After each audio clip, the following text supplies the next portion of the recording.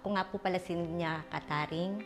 I-share ko lang din po na itong One of Tea ay ang laking tulong po sa anak ko na si Nate Nashvin Kataring.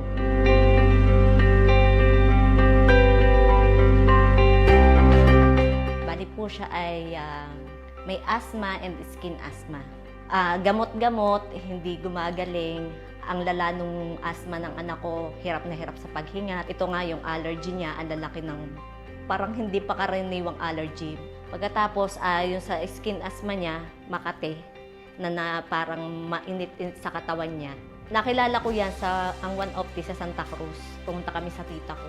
So, yung naghihilot sa kanya, narinig niya na ubo ng ubo. Sabi ng tita ko, anong pinainom mong gamot? Sabi ko, tita, hindi po yan ubo. Ayan po, asthma. Sabi nung naghihilot, Neng, itry mo tong One of Tea. Talagang parang nung araw na yon hulog ng langit si ate. Nung gabing yon na sa the whole month ng July hindi nakakatulog, gumanda po ang tulog nung gabing yon. Pinagpatuloy ko po, takip-takip ang inom. Ay yung anak ko po is napakasigla at natuwa siya kasi hindi na daw siya hirap sa gabi, hindi na daw siya puyat. Pati daw po kaming ng daddy niya, hindi na puyat. Sabi pa nga niya, thank you Lord kasi may gamot siya na dito po siya nag-okay. Aside po doon, nung lumabas po yung skin asthma niya,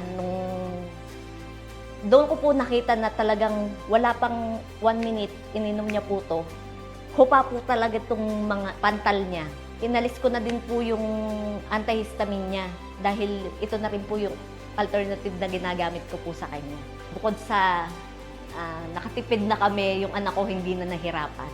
Na talagang pag nakikita mo naman yung bata na hindi makahinga ng ayos, kinakate, at yun pa nga pong ibang nararamdaman niya, kahit nga po ubo, sipon nung ate niya at saka siya, is magaling din po ito eh. Ako po si Ninya Kataring at ang aking buong pamilya ay proud user ng One of Tea Juice.